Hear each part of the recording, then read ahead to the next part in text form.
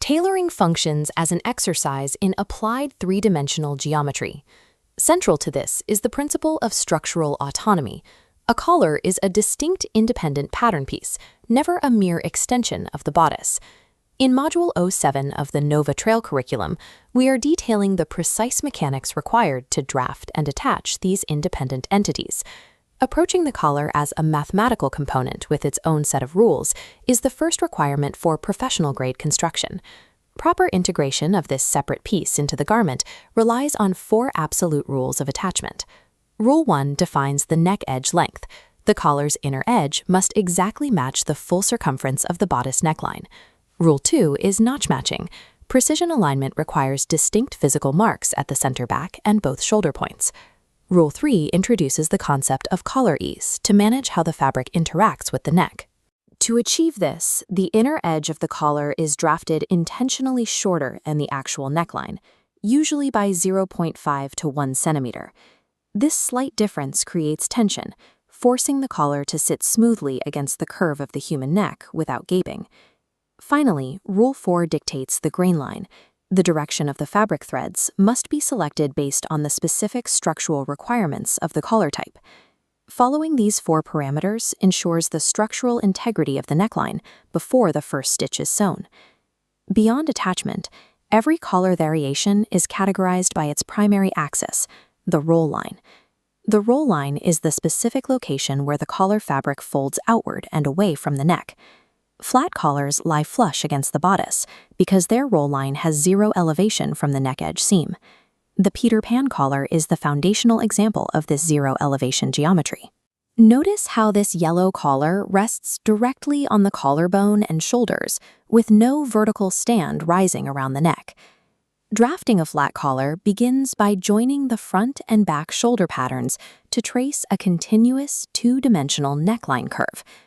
An outer curve is then drawn perfectly parallel to that inner edge, typically at a distance of 5 to 7 centimeters. To allow this shape to hug the body's curves, flat collars must be cut on a 45-degree bias grain, utilizing the fabric's natural diagonal stretch. A flat collar's behavior is dictated entirely by this 0 elevation roll line and the flexibility of the bias cut.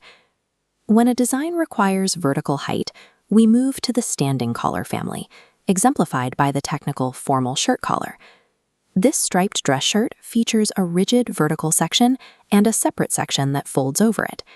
This structure is achieved by sewing 2 separate pieces together, the stand and the fall. The stand is a narrow piece, 3 to 4 centimeters high, that attaches directly to the neck. It is cut on the straight grain to provide rigid vertical strength. The fall is the wider top piece that attaches to the stand and folds downward. The seam connecting these 2 separate components serves as the roll line. The Mandarin or Nehru collar follows this same logic, but with the fall component completely removed. This is a single-layer stand of 2. High-end tailored jackets utilize a 2-layer collar system, consisting of a top collar and an under collar. Cutting both layers to the exact same dimensions is a common technical error, as it leaves the joining seam visible on the outer edge. Instead, professional practice requires drafting the undercollar intentionally smaller, specifically 2 to 3 millimeters smaller per edge. When stitched and turned, the smaller undercollar creates mechanical tension that pulls the top collar over the edge, forcing the seam underneath where it is hidden from view. This roll-under finish is the mark of a professional tailor, ensuring a clean, seamless appearance in high-end garments. Utilizing forced mechanical tension in this way is what distinguishes professional couture from amateur construction. Common drafting failures include neglecting collar ease, failing to mark alignment notches, or selecting the wrong grain line, such as cutting a flat collar on the straight grain. For your portfolio assignment, draft a Peter Pan collar using your bodice sloper and deconstruct a formal shirt collar to identify the separate stand and fall components.